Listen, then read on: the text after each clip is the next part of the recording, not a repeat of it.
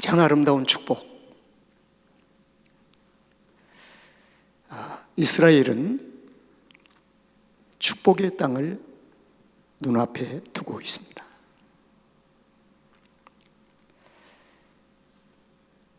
애굽이라고 하는 어둠에 묶여오던 이스라엘이 430년 만에 그들에게 뜻밖의 찾아온 유월절이 있었습니다. 유월절은 백성들의 요구사항이 아니었습니다. 하나님의 보내신 일이었습니다. 이 유월절은 십자가입니다. 하나님께서 보내주신 그 유월절, 거기서 430년 동안 묶여있던 이스라엘 백성들이 그곳에서 태어납니다. 모든 결박이 다 풀어져 버려요. 죄악의 결박, 애굽의 결박이 다 풀어집니다. 그리고 그들은 애굽에 더 이상 살아야 할 이유를 찾지 못해서 떠나게 됩니다. 십자가에서 태어난 사람은 애굽에서 살 수가 없습니다. 십자가에서 태어난 사람은 애굽을 떠나게 되어 있습니다. 그래서 그들은 애굽을 떠나서 홍해를 건너고,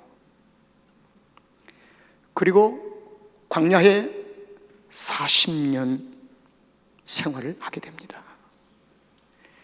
그리고 광야에 40년 만에 도착한 축복의 땅 입구, 그리고 모압 평지, 그 경계에 서게 됩니다. 모압 평지에 높이 평지에 우뚝 솟은 한 산이 있었으니 그 산이 비스가산이라. 그 비스가산 꼭대기에서 하나님은 모세와 동역해 온 관계를 이제는 이별을 하려고 하는 무대를 하나님이 마련하십니다. 이별. 이별을 하나님께서 계획하시고 이제는 모세와 더 이상 일을 하지 않겠다. 그리고 그 무대를 하나님이 마련하세요. 그래서 이별 직전에, 하나님과 관계의 이별 바로 직전에 모세에게 주신 하나님의 그 축복을 하나님께서 백성들에게 공개하심이 바로 신명기 33장입니다. 네 홀로 안고 있는 축복 홀로 가지고 가지 말고 공개해라. 그래서 공개를 하나님이 하십니다. 이것이 신명기 33장이라. 그 신명기 33장을 가리켜서 저는 가장 아름다운 축복이라고 부르려고 합니다. 가장 아름다운 축복. 그래서 모세 오경 중에 신명기 33장, 34장은 모세가 살아온 모든 삶을 총정리하는 것입니다. 몇 년 동안요? 120년 동안 살아왔던 삶을 정리하는 거예요. 영적인 유품, 영적인 유산, 뭐 이렇게도 얘기할 수 있어요. 모든 것을 정리하시는 거예요.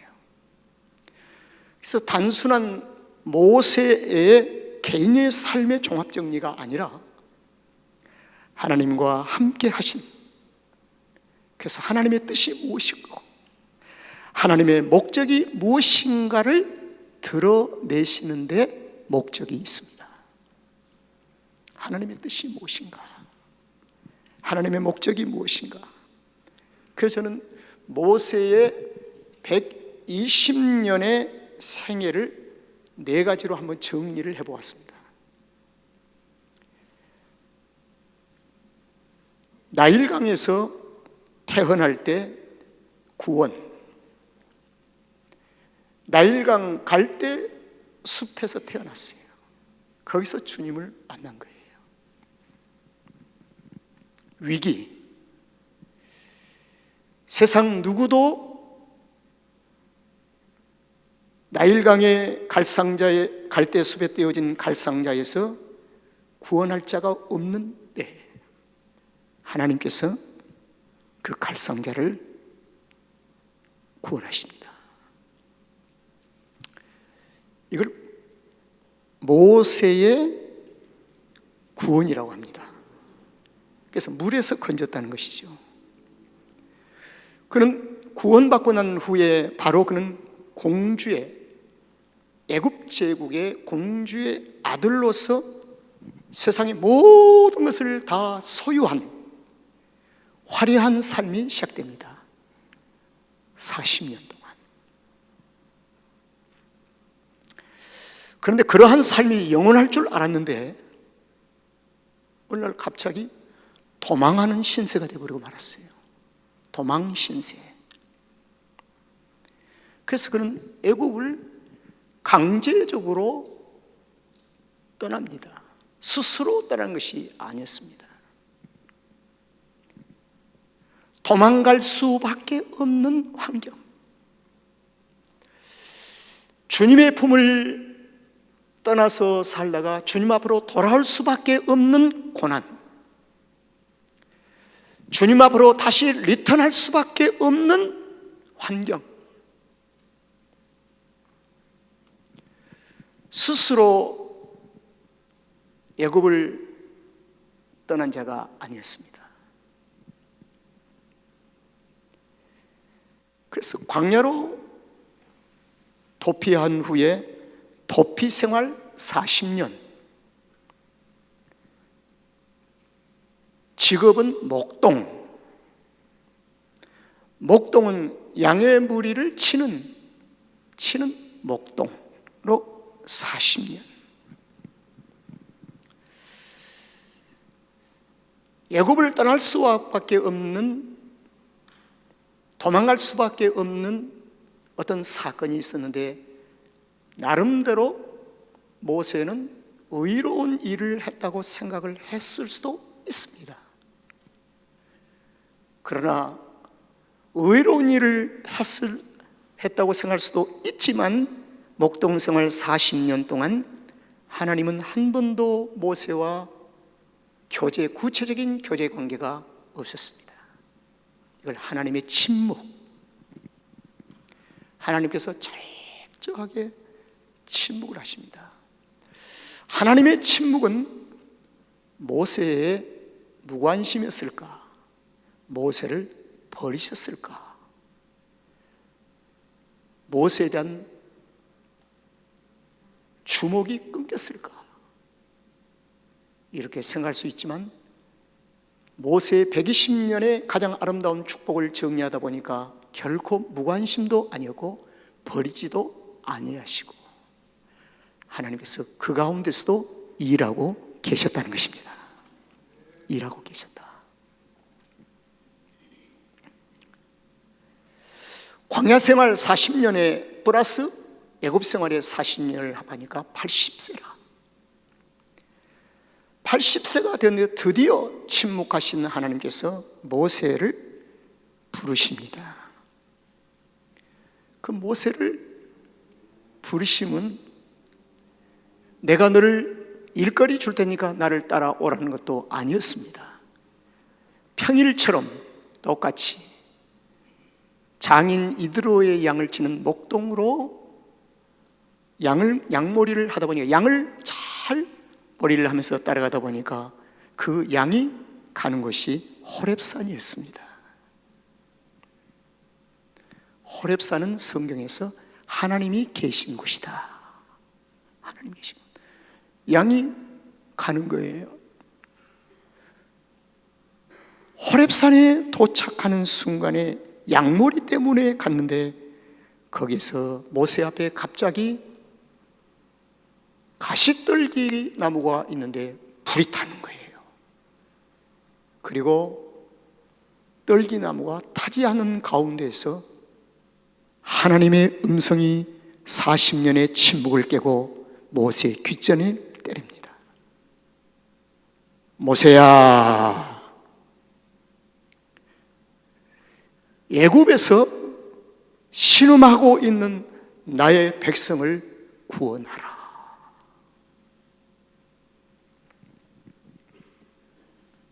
너무 갑작스럽게 들려지는 하나님의 음성 앞에 충격을 받을 만도 합니다.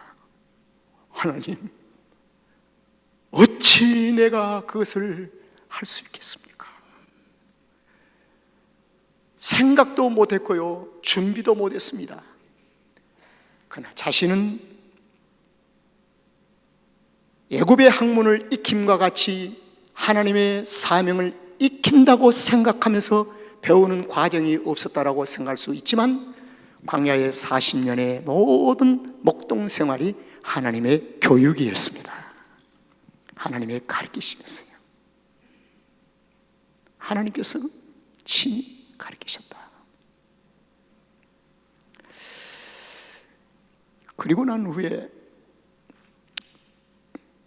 이스라엘 백성들을 구원해서 광야에 나와서 40년을 지나고 모세가 120년 만에 120세 되는 해, 광야와 축복의 땅 경계인 느보산 비스가산 꼭대기에서 모세의 모든 삶을 종결합니다. 한 발짝도 갈 수도 없고 물러설 수 없는 종결. 하나님의 부르심. 그래서 저는 하나님의 일에 대한 동역의 부르심도 있지만 구원의 부르심이 있고 하나님의 일을 성취하기 위해서 이루시기 위해서 함께 일하는 동역의 부르심도 있지만 마지막에는 이 땅의 모든 삶을 총정리하고 마무리하는 죽음에 대한 부르심도 있습니다. 부르심. 모세는 이 세 번째 부르심 앞에 서 있다는 것입니다. 지금.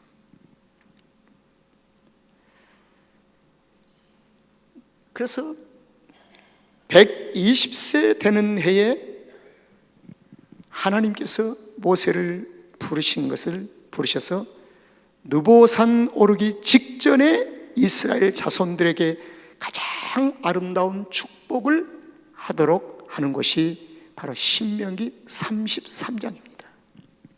33장. 신명기 33장 1절 말씀을 한번 보겠습니다. 하나님의 사람 모세가 죽기 전에 이스라엘 자손을 위하여 축복함이 이러하니라. 자, 죽기 바로 직전입니다. 이 말은 하나님의 마지막 부르심 직전에 이스라엘 자손을 위하여 축복함이 이러하니라. 이것이 신명기 33장이에요. 그런데 모세가 하나님의 부르심을, 마지막 부르심을 받으면서 모세가 하나님 앞에 섰을 때 모세가 가지고 있는 것이 무엇이었을까 생각해 보는 거예요. 마지막 부르심을 받았을 때 현재 지금 모세에게 하나님의 부르심 앞에 서 있는 그 모세에게 남은 것이 무엇일까? 80년 동안 유일하게 모세의 손을 떠나지 않고 함께 있었던 한 가지가 하나 있습니다. 그게 뭐냐면 지팡이였습니다. 애굽 생활 40년에는 지팡이 없는 인생, 애굽에서 도망쳐 나온 이후에 광야에서 바로 목동 생활을 시작하면서 모세 손에 자연스럽게 들려진, 피로에서 들려진 지팡이. 이 지팡이는 목동 생활 40년 동안 모세 손에 있었고, 그리고 이스라엘을 구원하기 위해서 애굽에 들어갈 때도 모세의 손에 있었고, 광야 생활 40년 동안 이스라엘 백성을 인도하는 과정 속에도 모세 손에 있었고, 120세에 신명기 33장 마지막 하나님의 거룩한 백성들에게, 자손들에게 축복할 때에 모세의 손에 떠나지 않고 있는 것이 지팡이였습니다. 그래서 신명기 33장 34장 죽을 때는 지팡이를 놓고 가는 거예요. 지팡이가 떠나는 겁니다. 그래서 신명기 34장을 보면, 마지막 부분에 보면은 모세가 여호수아에게 안수하였더라. 이 말은 지팡이가 여호수아에게 갔다는 것입니다. 지팡이가 떠났습니다, 모세는. 자, 그러면요, 지팡이는 모세에게 어떤 것일까? 이제 이걸 한번 생각해 보겠습니다. 지팡이는 80년 동안 한 번도 모세의 손에서 떠난 적이 없었습니다.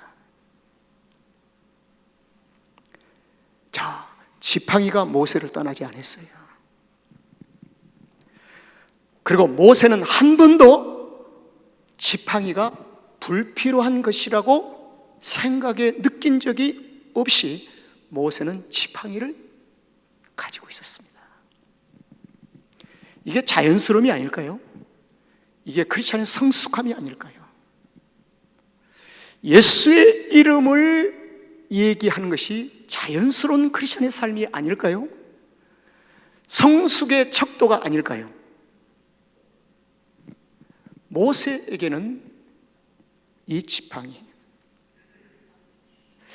자, 여러분, 지금 120세 된 모세에게 80년 하면 전후 돌아가겠습니다. 80년. 목동 생활 시작. 하나님은 40년 동안 하나님은 침묵을 하셨습니다. 그리고 40년 만에 하나님은 호렙산에서 하나님이 나타나셨습니다. 그리고 모세에게 첫 마디가, 모세야, 신발을 벗어라. 신발을 벗으라는 이 말은 네가 거룩한 땅이니, 이 말씀 속에는 하나님은 거룩한 일을 맡기시기 위하여, 거룩한 일을 맡기시기 위하여 신발을 벗어라. 모세 네 육체에게 이 거룩한 일을 맡길 수가 없다는 것입니다. 애굽의 40년 궁궐 생활에 있는 그 모세에게 맡길 수가 없다. 이 말은 목동 생활 40년 동안 하나님의 침묵 속에서 살아온 광야 속에 있는 모세 너에게 내가 맡기고 싶다. 이 말씀입니다. 그리고 40년 동안 모세의 손에 있는 지팡이의 비밀을 광야 40년 목동생활 끝 지점에서 하나님이 비밀을 드러내십니다. 밝혀버려요. 이것이 출애굽기 4장 2절이에요. 하나님께서 묻습니다. 여호와께서 그에게 이르시되, 모세야, 네 손에 있는 것이 무엇이냐? 모세가 가로되 뭐라고 그랬어요? 지팡이입니다. 지팡이의 비밀과 정체를 드러내시는 하나님. 그래서 지팡이를 던졌더니 뱀이 되고, 뱀의 꼬리를 잡았더니 다시 지팡이가 되고, 그리고 모세에게 너 손을 너 품 안에 한번 넣어 보아라. 넣었다 빼보니 흰 문둥병이 바라고. 다시 넣어라. 다시 뺐더니 여상이 깨끗해졌더라. 이 말씀은 모세의 부르심을 주시면서 모세의 인격과 삶을 얘기하고 있습니다. 첫 번째, 집어넣었을 때에 문둥병이 바란 것은 육체 모세의 지저분한 인생이다. 네 육체 안에 집어넣어 봤더니 육체를 끄집어낼 문둥병이라. 다시 네 안에 넣어라. 이 말, 너희 안에 성령이 내주에 계시니 성령 안에 손을 넣어라. 심령에 손을 넣어라. 내어보다니 깨끗해졌더라. 참 놀라운 사실이죠. 지팡이를 던졌더니 뱀이 되었더라. 이 뱀의 꼬리를 잡았더니 다시 지팡이더라. 전지전능하신 하나님의 능력이라. 하나님의 능력이라. 모세의 삶에 출애굽기 4장 2절은 놀라운 하나님의 비밀을 밝히고 계십니다. 40년 동안 목동 생활에 함께 하시며 거룩한 일을 하나님이 준비해 오시면서 하나님의 계획을 이제서야 드러내시며, 그리고 동시에 하나님과 모세와의 관계를 완전하게 설명하는 요절이 있습니다. 하나님과 모세와의 관계를 완전하게 한 요절로 송두리째 설명해버린 요절이 있으니 이것이 고린도전서 3장 9절이라. 우리는 하나님의 뭐요? 동역자요. 모세와 하나님의 관계는 동역자요.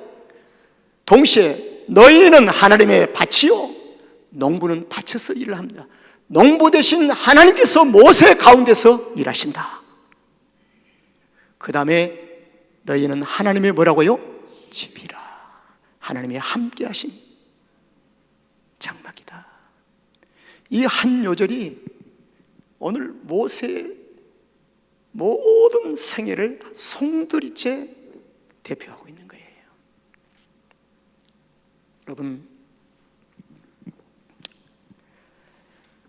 신명기 33장과 34장은 모세와 함께하는 지팡이,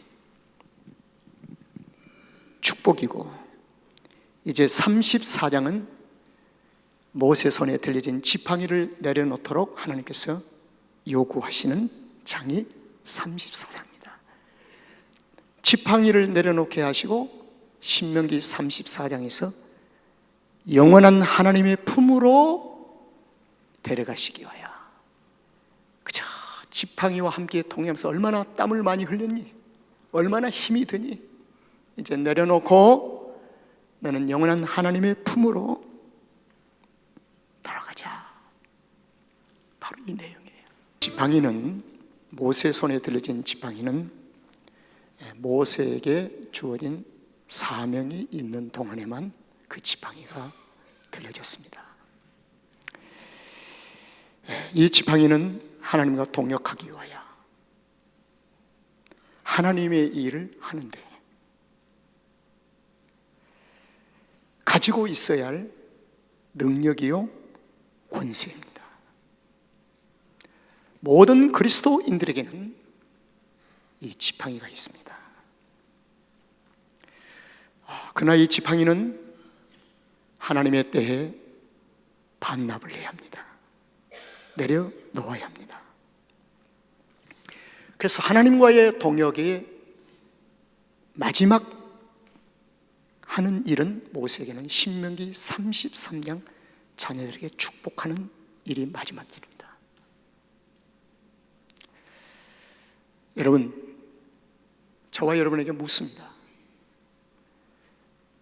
마지막 축복할 수 있는 레디, 준비가 되어 있습니까? 잘못하면 우왕좌왕합니다. 마지막 축복. 모든 그리스도인들에게는 이 마지막 축복이 반드시 할 때가 있습니다. 축복은 축복을 받은 사람만이 할 수가 있습니다. 그리고 이 축복은 은혜 안에서만 찾을 수가 있습니다.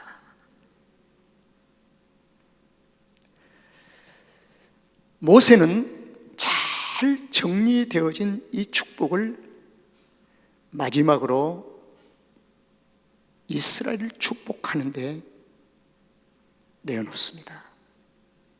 이것을 가리켜서 저는 가장 아름다운 축복이라고 모세 정리 노트의 제목을 설정해 보았습니다.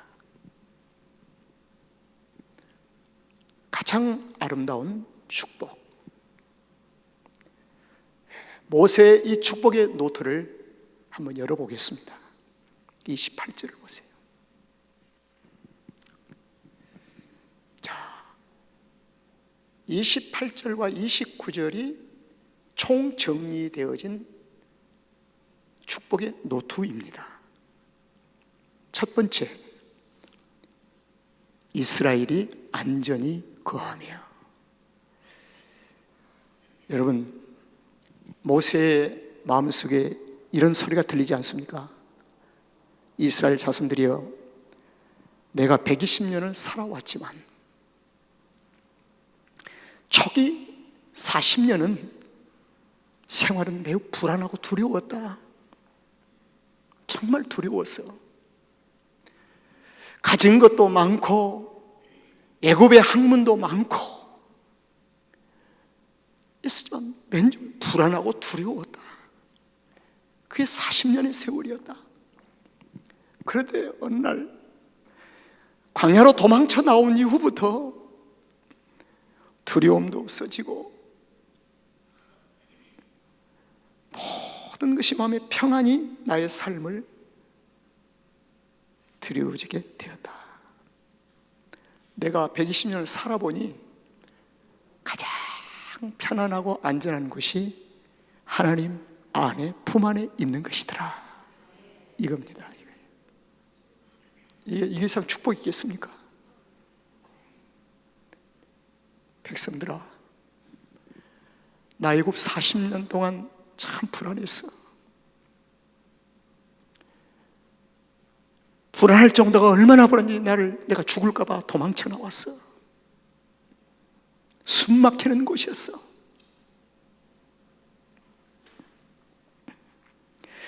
비록 하나님은 침묵하고 계셨지만 이제 보니까 침묵하는데 일하고 계셨는데 나는 그때 참 편안했어. 왠지 모르게. 그런데 어느 날 양을 따라가다 보니까 호렙산에 도착했는데 거기서 하나님 뜻밖에 만났어. 그래서 40년 만에 내 인생에 어떤 표대도 없었고 살아왔는데 표대를 하나 딱 세워주셨어. 하나님께서 목적을 세워주셨어. 그래서 여러분, 우리 자녀들에게 내가 평생 살아보니 예수 안에 살아오는 것이 가장 안전해. 좋은 시간들이었어. 이 축복을 해줘야 합니다. 축복을 해줘야 돼. 그리고 두 번째로 야곱의 셈이 나옵니다. 이 야곱의 셈은 이스라엘을 가리킵니다. 이스라엘 주변에는 곡식을 가꿀 수 있는 밭도 있고 풀도 자라고 포도나무도 있지만 땅에 홀로 있는 것인데, 야곱의 셈은 두 개 있는 것이 아니라 이스라엘 한 민족이라, 하나님의 백성이라 있는데, 바로 하나님은 그의 하늘이 야곱의 이스라엘 셈 위에, 이스라엘 위에 이슬을 내리는 것이로다.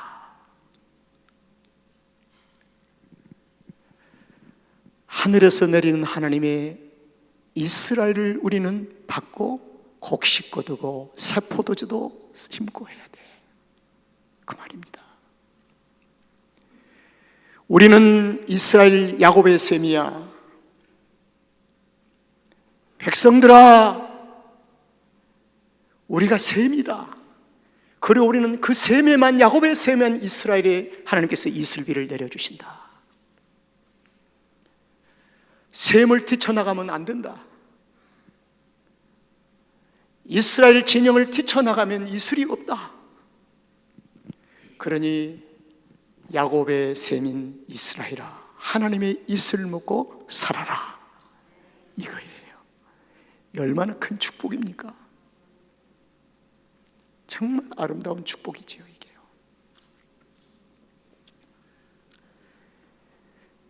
그 다음에 이 19절을,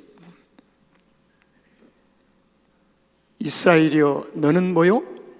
행복자로다, 그런 거예요. 이 행복자로다를 원문에서 번역을 해보면 너희 앞에는 하늘문이 열려있다. 하늘문이, 축복의 문이 열려있다는 뜻입니다. 너희 앞에 축복의 문이 열려있느니라. 축복하는 것입니다. 여러분, 모세의 전생애를 풋노트에 정리해서 가장 아름다운 축복하는 이 모습이 얼마나 아름답습니까? 너희 앞에 축복의 문이 열려있다. 그리고 네 번째, 여호와의 구원을 너같이 얻은 백성이 누가 있느냐? 여호와의 구원의 은총이 너같이 얻은 백성이 세상에 또 있느냐, 그 말입니다. 이것은 무엇을 가리킵니까? 유월절을 그들이 원해서 주셨습니까? 하나님의 은혜요. 홍해를 이스라엘이 나눴습니까? 하나님이 나눠주셨습니다. 만나와 메추라기를 이스라엘이 만들어냈습니까? 경작했습니까? 하늘에서 하나님께서 주셨습니다. 여호와의 구원을 너같이 얻은 백성이 있느냐? 하나님의 은혜를 잊지 말라. 구원의 은총을 잊지 말라고 하시는 하나님의 마음을 그대로 축복하는 것입니다. 축복.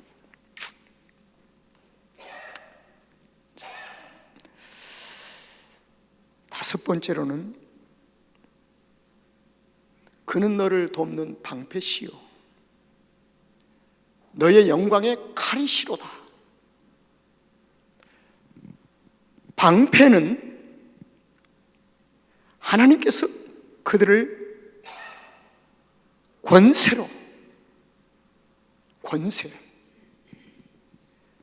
권세가 우리를 막고 있다는 겁니다. 세상이 대적하지 못하도록 하나님의 권세가 우리를 둘러치고 있어요. 여러분, 이 권세의 장벽이 한순간에 무너지면 어떤 일이 벌어질지 아세요? 예부가 침략하는데요, 그 권세는 내가 만든 것도 아니라 구원받은 성도들에게 하나님께서 주신 성벽, 권세의 장벽입니다. 이것을 무너뜨릴 자가 아무도 없습니다. 지금까지 내가 이민생활 지켜온 거 하나님의 은혜인 줄로 믿습니다. 저는 이것이요, 여러분들 어떤 고백하는지 모르겠어요. 저는 프레이를 이렇게 오고 지금까지 수십 년 동안 미국에서 이렇게 40년 가까이 운전을 하고 사는데, 프리웨이에서 한순간 5초 10초만 눈을 팔아도 차가 정복될 수도 있고 갈 수도 있고, 그러한 환경 속에서도 하나님이 나를 실족한 자리에 두지 아니하시고 여기까지 이끌어오신 것은 나의 유능한 운전의 드라이버가 아니라 하나님께서 나를 지키시고 보호해 주신 줄로 믿습니다. 하나님께서 나의 방패가 되어 주셨다는 것입니다. 이것은 믿는 자의 최소한의 삶의 고백입니다. 믿는 자는 이 고백을 하며 살아야 돼요. 모든 것이 하나님의 은혜임을 고백하시기를 바랍니다. 그리고 영광의 칼이 실어다. 권능을 가리켜요. 권능. 하나님의 권능의 손을 펴시사 이적과 기적을 나타내시고, 여러분, 노아 때에 노아가 살던 시대를 죄가 관영했다는 뜻입니다. 관영했다고 표현했었어요. 지금 이 세상은, 지금 우리가 사는 세상은 죄 그때부터 관영이 아니라 더 죄가 가득 찼습니다. 이걸 제가 숲으로, 정글로 한번 비유를 해봅니다. 내가 스스로 이 숲을 헤쳐나갈 수 있다고 생각하십니까? 이 정글을 내가 스스로 헤쳐나갈 수 있다고 생각하십니까? 여호와께서 우리에게 권능을 베푸시사 이 숲을 헤쳐나갈 수 있도록 길을 여신, 생명의 길을 열어주신 분이 하나님이십니다. 이 사실을 인정하며 살아야 돼요. 그래야 하나님께서 기뻐하시고 하나님이 예뻐하시는 성도가 되는 거예요. 마지막으로 이 축복 속에 담겨진 내용이 뭐냐면은, 네 대적이 네게 복종하리니 네가 그들의 높은 곳을 어떻게 해요? 밟아버리리라.